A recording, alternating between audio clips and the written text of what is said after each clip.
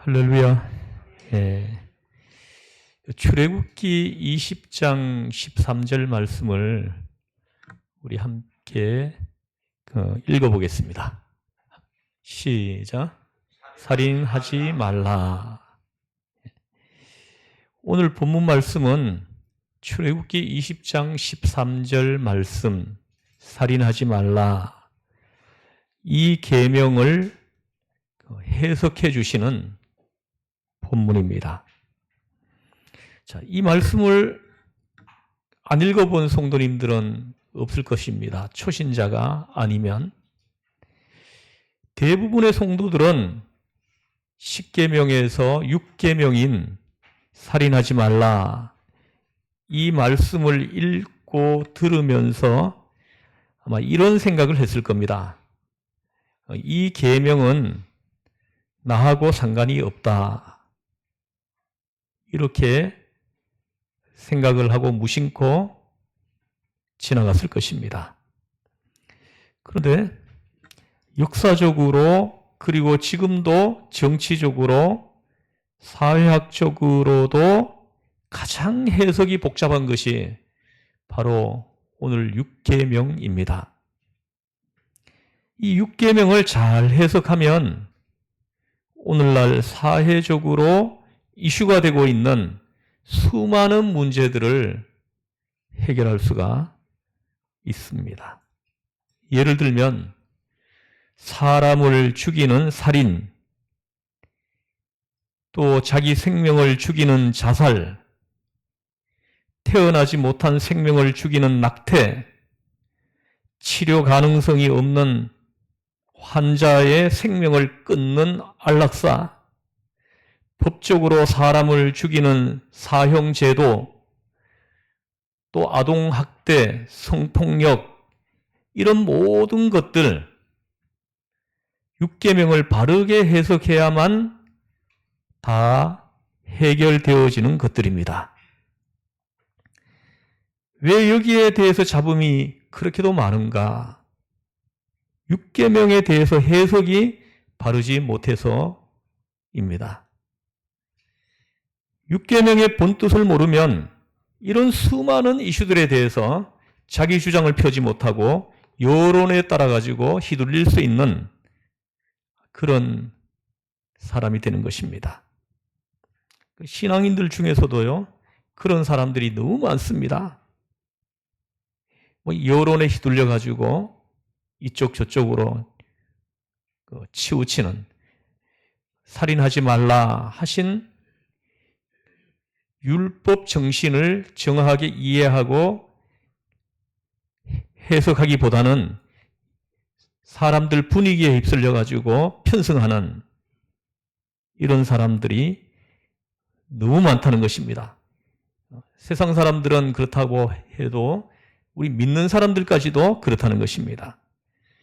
그런 의미에서 6계명은 얼마나 중요한지 모릅니다. 자, 여러분, 살인하지 말라 그랬는데요, 간단하게 표현했지만 내용은 굉장히 많은 것입니다. 먼저 여기서 살인이란 정확하게 무엇을 말하느냐부터 시작을 해야 합니다. 살인이란 말을 히브리어로는 라짜흐라고 하는데, 비합법적이고 의도성이 있는 폭력 행위를 말합니다. 이 뜻에 근거해 가지고 다음과 같은 세 가지 경우는 살인에 해당하지 않는다는 것을 우리는 알 수가 있습니다. 첫 번째는 법정에서 판결을 통하여 사용시키는 것은 살인이 아니다 하는 사실입니다. 왜 그렇습니까? 정의에 나와 있잖아요. 비합법적이고 의도성이 있는 폭력 행위인데 사형제도는 뭡니까? 합법적입니다. 그냥 그 나쁜 사람을 그냥 두면 더 많은 사람이 죽기 때문입니다. 공공의 안녕과 질서를 위하여 특별한 경우 법을 통해 가지고 국가의 권위로 사용을 시키는 것은 공의의 수단이고 하나님을 대신하여 악인을 심판하는 것이 되는 것입니다. 어느 젊은 판사님이 자기 담임 목사님을 찾아왔습니다. 목사님, 제가요, 내일 판사가 되어서 처음으로 어떤 사람에게 사형을 언도해야 합니다. 마음이 지금 너무 괴롭습니다. 제가 뭔데 사람을 죽게 합니까? 저도 죄인인데요. 이게 정말 올바른 일일까요? 목사님이 그 말을 듣고 대답을 했습니다. 당신은 법에 따라 양심껏 재판을 하면 됩니다. 하나님도 그 죄에 대하여 해당하는 사람은 사형을 시켜도 된다고 했습니다. 하나님을 대신하여 국가가 처벌하는 것이니 집행자로서의 자기 의무를 깨끗하게 감당하면 됩니다. 하나님보다 더 자비로워지려고 하지 마십시오. 이렇게 대답을 했다고 합니다. 요즘 세계 각국에서 사형제도 폐지 운동이 벌어지고 있는데요. 물론 가능하면 사람을 죽이지 않아야 되지요. 그러나 절대로 안 된다는 것은 잘못입니다. 아니, 살인범만 인권이 있습니까? 죽은 사람은요? 그 사람에게 죽은 사람은요? 이것은 죽은 사람의 가치를 아주 약화시키는 그런 일들입니다. 개인적으로 보복하는 것은 잘못이지만 공권력을 통하여 정당하게 심판하는 것은 하나님의 명령이고 허락이라는 것을 우리가 기억할 필요가 있습니다. 성경적으로는 사형 제도를 지지하는 것입니다. 그런데 많은 그리스도인들이 여기에 주동이 되고 있습니다. 사형 폐지 운동에 막 휩쓸려 가지고는 오히려 주동이 되어 가지고 하고 있다는 거죠. 두 번째, 살인이 아닌 경우가 있는데요. 무엇입니까? 전쟁에 나가 싸우는 경우입니다. 러시아하고 우크라이나 사이에 지금 수십만 명이 죽었다 그래요. 그래서 아우구스티누스는 이런 질문을 했습니다. 군인들도 구원을 받을 수 있느냐? 사람을 그렇게 많이 죽였잖아요. 이 사람의 결론은 이렇습니다. 그들의 직무가 가족과 국민의 생명을 보호하고 집과 재난과 명예와 평화를 보존하는 것을 생각할 때 이런 행위는 값지고 신성한 행위가 아니라 할 수 없다. 왜 그렇습니까? 무력으로라도 평화를 보존하지 않는다면 이 세상의 모든 선은 파괴되고 말 것이기 때문입니다. 여러분 생각해 보십시오. 아무도 안 싸우면 좋죠. 그러나 적들이 막 쳐들어옵니다. 막 쳐들어오는데 사람을 막 무수히 죽이면서 쳐들어오는데 가만히 있어 보십시오. 어떻게 되는지. 잔인하게 사람을 죽이는 것은 안 되지만 필요할 때는 전쟁을 할 수 있다는 것을 우리는 깨닫습니다. 세 번째 살인이 되지 않는 것이 있는데요. 정당행위입니다. 정당방위예요. 이 정당방위는 살인이 아닙니다. 이 고의성이 전혀 없어요. 어쩌다 정말로 실수로 사람을 죽일 수 있거든요. 그렇지 않습니까? 이럴 때는 살인이라 말하지 않고 과실치사라고 말을 합니다. 세상 법정에서도 과실치사 이렇게 말을 합니다. 성경은 이런 경우에 대비책을 마련해 놨어요. 민수기 35장과 여호수아서 20장에 보면 도피성이 나오는데 이렇게 과실로 치사를 했을 경우에 그 사람을 보호하기 위해 가지고 피해 있을 장소를 만들어 놨습니다. 그 장소가 무엇입니까? 도피성입니다. 정말로 의도하지 않았는데 실수로 사람을 죽게 했어요. 그러면 어떻게 됩니까? 이 사람이 죽게 한 그 사람의 가족들은 가만히 있지 않겠죠, 그죠? 이 사람을 죽이려고 하겠죠. 그래서 성경에서도 도피성을 만들어가지고 그런 사람들이 살해당하지 않도록 피해 있도록 피난처를 만들어 두도록 했다는 것이요.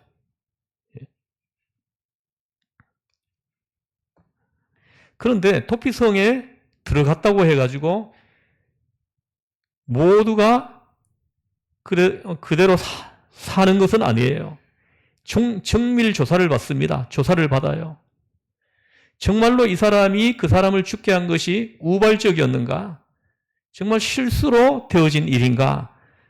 의도성이 전혀 없는가? 이걸 조사합니다. 그 조사하는 과정에서 고의성이 밝혀지면은 도피성이라고 안전하지 않습니다. 도피성에 들어가 있다고 하더라도 끄집어내가지고 그 자리에서 즉결 심판해서 죽였습니다. 그러나 아무리 과실치사라고 하더라도 무죄는 아닙니다. 이런 경우에는. 어찌되었건 하나님의 형상을 가진 인간을 죽게 했거든요. 그러므로 일정 기간 도피성에서 격리되어 살아야 하는 벌을 받았습니다. 그래서 민수기 35장에 가면은 그때 제사장이 생존해 있는 동안에 도피성에 머물러 있어야 됩니다. 그 제사장이 죽으면 도피성에서 나올 수 있도록 그렇게 조치를 했습니다. 그러니까 살인이라는 게 뭐냐? 비합법적이고 악의적인 폭력이다 하는 것을 우리가 깊이 생각을 해야 합니다. 그런데 이 6계명을 이스라엘 사람들은 어떻게 해석을 했느냐 하는 것입니다. 더 중요한 것이 있죠. 그러면 예수님은 이 6계명을 어떻게 해석하시느냐 하는 것입니다. 이스라엘 사람들, 유대인들의 전통적인 해석 방법과 예수님의 6계명 해석 방법이 이게 정명춘돌하는 것입니다. 해석이 전혀 다른 거예요. 오늘 본문이 바로 그들과 예수님의 그 해석 방법이 어떻게 다른지를 기록해 둔 것이 오늘 본문입니다. 21절에서 26절이에요. 한번 천천히 같이 한번 읽어보겠습니다. 21절에서 26절 시작.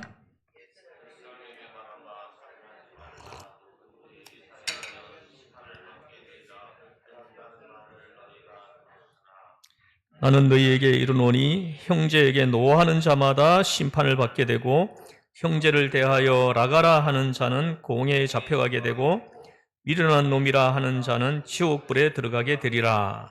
그러므로 예물을 제단에 드리려다가 거기서 내 형제에게 원망 들을 만한 일이 있는 것이 생각나거든 예물을 제단 앞에 두고 먼저 가서 형제와 화목하고 그 후에 와서 예물을 드리라.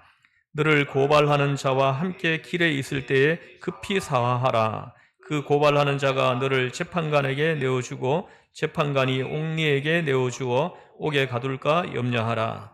진실로 내게 이르노니 내가 한 푼이라도 남김이 없이 다 갚기 전에는 결코 거기서 나오지 못하리라. 아멘. 여기 보십시오. 자, 이스라엘 백성들은 이 6계명을 어떻게 해석하고 있습니까? 21절에 나오죠. 21절 다시 보십시오. 옛사람에게 말한 바 살인하지 말라. 누구든지 살인하면 심판을 받게 되리라 하였다는 것을 너희가 들었으나 합니다. 보십시오. 살인하지 말라. 누구든지 살인하면 심판을 받게 되리라. 이게 유대인들, 이스라엘 사람들의 율계명 해석이에요.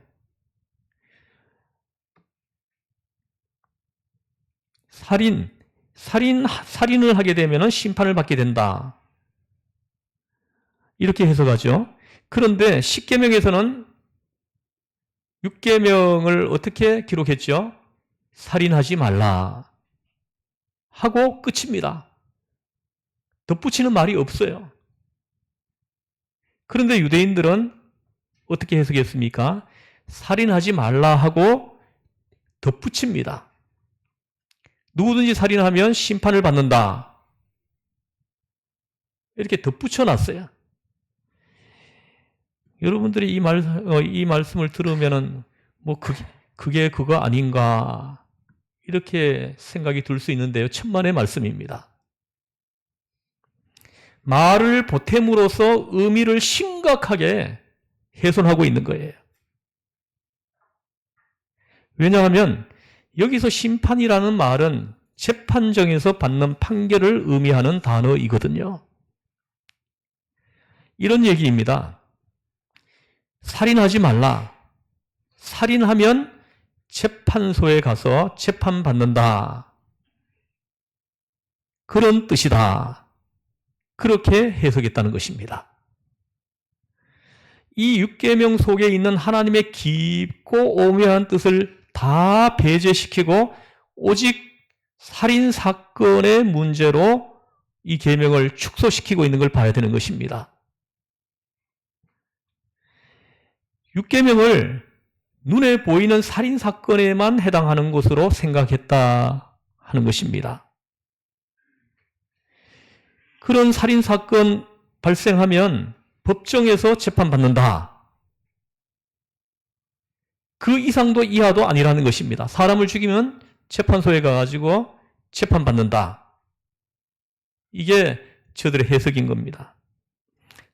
자, 여러분, 이 계명이 그런 의미로 끝나는 것입니까? 그러려면 이 계명을 만들 이유도 없었습니다. 하나님이 이 계명을 우리에게 주실 일도 없어요.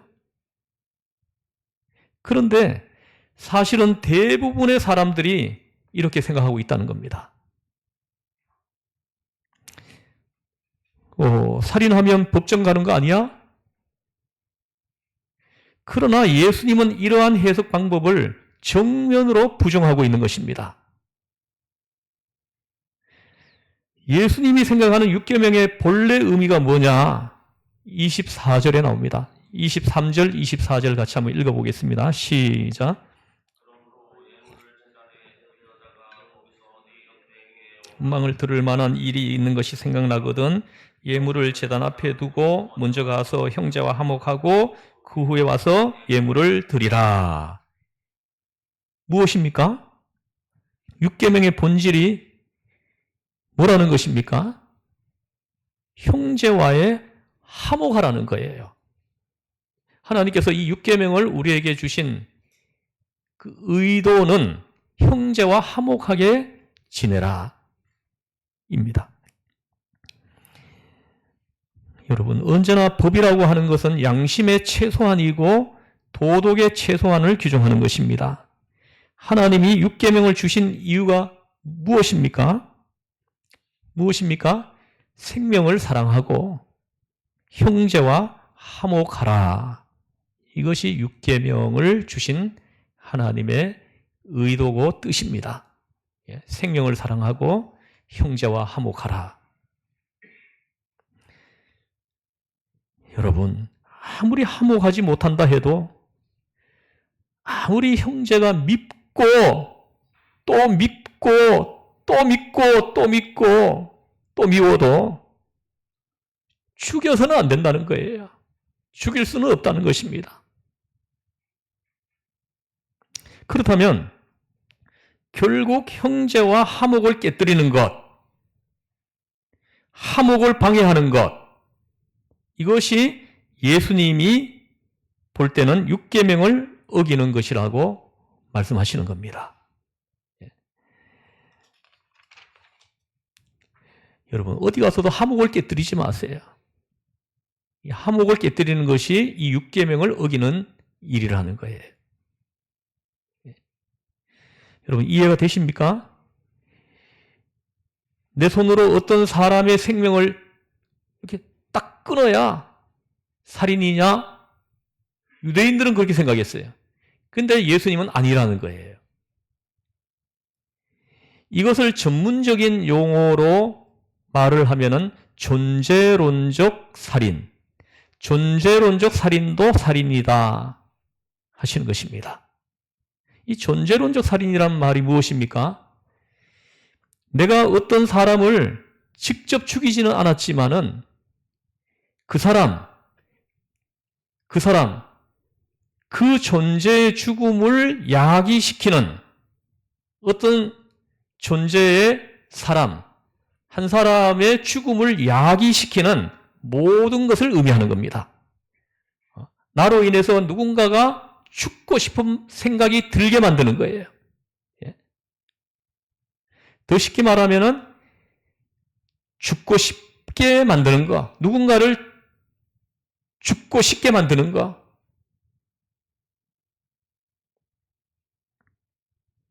죽고 싶은 마음 들게 만드는 거, 그것도 살인이다. 이게 예수님의 해석이에요. 그러면서 존재론적 살인의 3가지 예를 예수님이 오늘 본문에서 들고 있는 것입니다. 그 3가지가 뭔가를 22절에서 볼 수 있습니다. 첫째는 형제에게 노하는 자. 두 번째는 형제에 대하여 라가라 하고 욕하는 자. 세 번째는 미련한 놈이라고 말하는 자. 이런 사람들이 봐도 6계명을 어기는 사람들이다 하고 예를 들어서 예수님은 설명을 해주시는 거예요. 자, 먼저 형제에게 노하는 자 합니다. 헬라어로 보면은 까닭 없이 노하는 자입니다. 이유 없이, 까닭 없이. 그러면 까닭 없이 노한다는 것이 무엇입니까? 정당한 이유 없이 화를 내는 것입니다. 정당한 이유도 없어 화를 냅니다. 더 정확하게 말을 하면은 내야 할 정도 이상의 화를 내는 것, 내야 할 정도 이상의 화를 내는 것, 이것이 6계명을 어기는 죄라는 거예요. 가만히 한번 살펴보시죠. 이 설교를 준비하기 위해서 이 말씀을 묵상하면서 제가 많이 회개했습니다.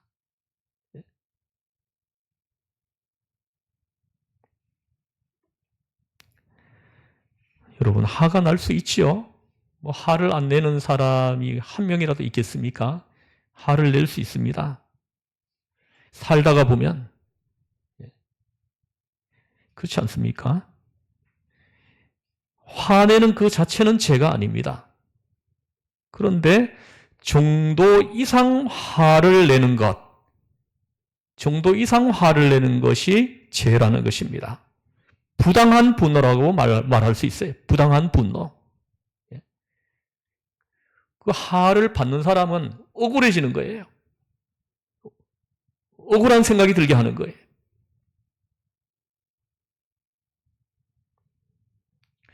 부당한 분노가 왜 죄가 됩니까?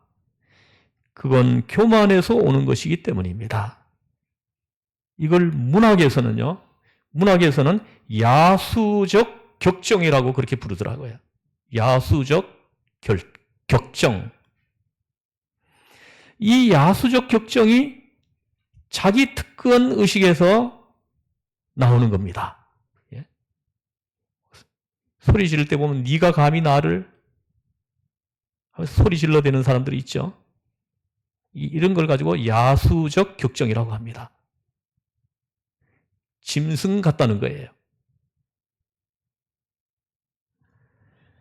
이걸 오늘 예수님께서 하신 이 말씀을 해석하면은 살인 감정이라고 하는 겁니다. 살인 감정. 왜입니까? 이런 말을 듣는 사람은 상처를 받기 때문입니다. 아프기 때문에. 그래서 예수님은 오늘 말씀하십니다. 형제에게 노하는 자는 심판을 받게 되고, 노하기만 해도 심판을 받게 된다는 거예요.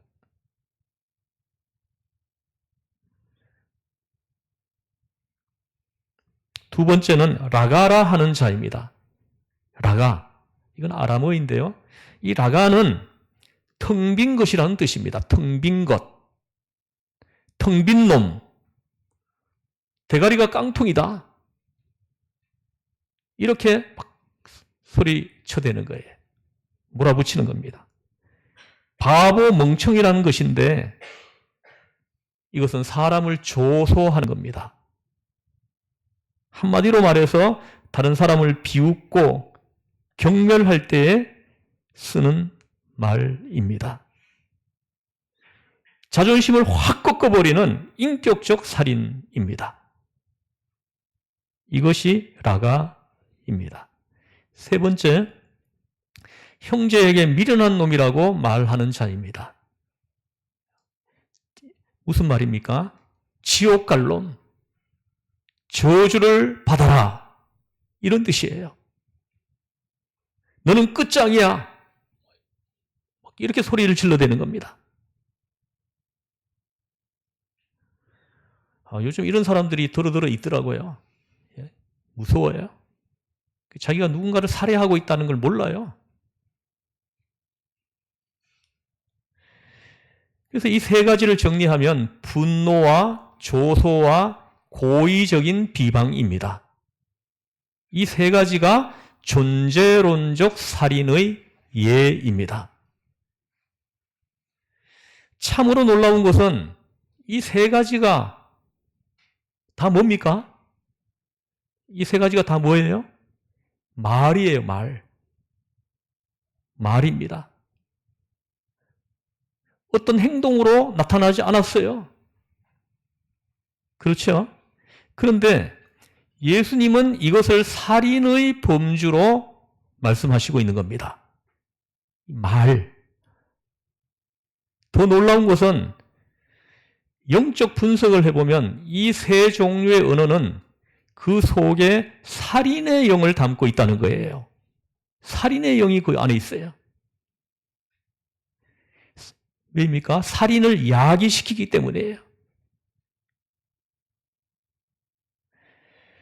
그래서 예수님이 말씀하십니다. 살인적 용어가 내 입에서 튀어나오면, 내 입에서 튀어나오고 있다 그러면 난 누군가를 지금 죽이고 있는 거예요. 죽이고 있는 겁니다.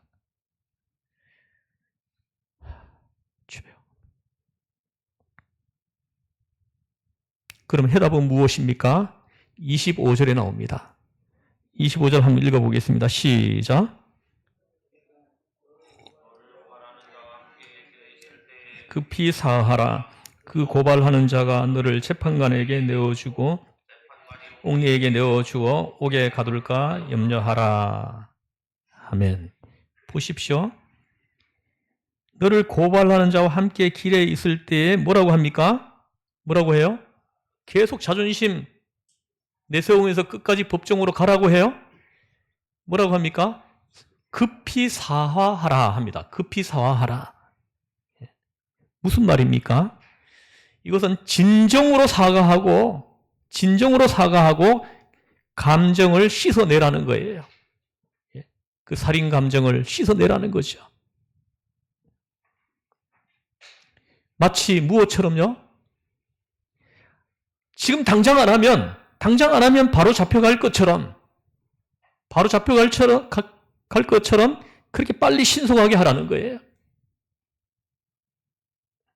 큰일 났다 해가지고 빨리 서둘러서 화해하라는 거예요. 감옥 가기 전에, 지옥불에 떨어지기 전에. 주님의 말씀입니다. 그런 마음으로 말로 상처를 주었으면 빨리 씻어내도록 해야 한다는 것입니다. 우리가 어떻게 하다 보면 내 의도성이 없었는데 나도 모르게 그렇게 존재론적 살인의 말투가 내 입에서 나올 때가 보이잖아요? 보이지 않습니까? 정말 의도성을 가지고 할 때도 있지만 의도성을 가지지 않고도 나올 때가 있어요.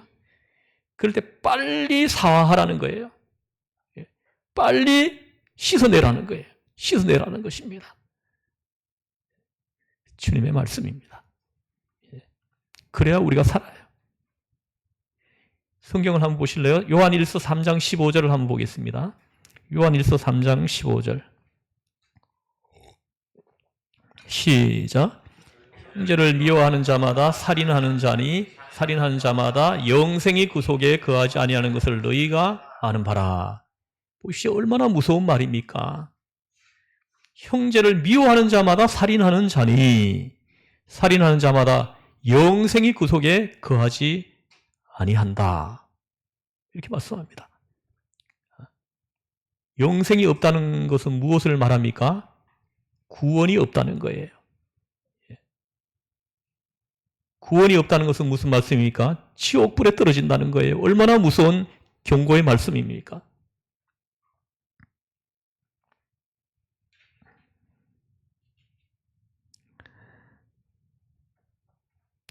그러니까 원인이 어쨌든 어디 말을 들어보면 다 이유가 또 있어요. 그러나 이유가 뭐든 원인이 어쨌든 간에 상황이 어쨌든 간에 내 입에서 이러한 용어들이 튀어나오면 이미 내가 살인의 영에 붙들려 있고 영적인 싸움이 시작된 거다 하는 것을 빨리 깨닫고 빨리 정신을 차리라 하시는 것입니다. 그러면 이걸 우리가 해결하는 방법이 뭐가 있겠습니까?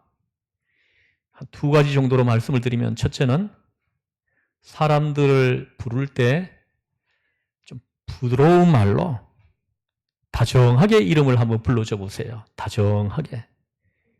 그러면 이게 풀립니다. 다정하게 한번 옆에 분한테 한번 불러보세요. 다정하게 한번 불러보세요. 예, 집사님, 장로님, 권사님 다정하게 한번 불러보세요. 사랑합니다. 다정하게. 예. 시원합니다. 이 다정하게 불러주면 있잖아요. 시원하게 그게 상처가 이렇게 회복되더라고요. 다정하게. 그렇게 미운 생각이 있었는데 어느 날 나를 다정하게 불러주는 거예요. 그 순간 편안해져요. 여러분도 그런 체험 해봤죠? 그 다음에 또한 이건 이 정도에서 해결되는 거는요, 좀 가벼운 것들이에요. 좀 이 정도 해가지고 해결 안 되는 그런 심각한 것이 있습니다. 그런 경우에는 어떻게 해야 되느냐? 예? 어떻게 해야 됩니까? 사람에게 그걸 들고 가지 마세요. 어떤 분들은 자꾸 목사님을 찾아가서 그걸 털어놓으려고 하는 분들이 있는데 그런 목사님도 죽습니다. 그런 말을 자꾸 털어놓으면 목사님도 죽어요. 목사님한테 털어놓지 말고 아까 우리 찬송에서 불렀잖아. 너 조용히 주님께 나아가서 내 마음을 쏟아놓으라. 그러면 은혜와 사랑이 크신 우리 하나님께서 은혜를 베풀어 주시리라. 이렇게 말씀했어요. 그래서 여러분들은 내가 살인의 영이 붙들려 있는 걸 어떻게 알 수 있습니까? 내 입에서 존재론적 살인에 해당하는 그런 용어들이 내 입에서 튀어나오는 것이 발견되면 내가 살인의 영이 지금 붙들려 있는 거예요. 이 정도는 있잖아요. 부드러운 말을 해가지고 해결될 일이 아닙니다. 이것은 하나님 앞에 해결받아야 되는 거예요. 그래서 하나님 앞에 나와서 그걸 쏟아놓는 거예요. 쏟아놔야 돼요. 하나님 안 됩니다. 아무리 하려고 해도 안 됩니다. 도와주세요. 저에게 성령님을 보내주셔서 제가 이걸 해결되게 해주세요. 쏟아놓는 거예요. 그러면 큰 은혜를 베풀어 주시리라. 해결해 주시리라. 할렐루야. 이 말씀을 붙들고 기도하겠습니다. 하나님 아버지, 우리에게는 살인의 영이 있음을 눈으로 봅니다. 이거 씻어내려고 아무리 해도 내 마음대로 안 됩니다.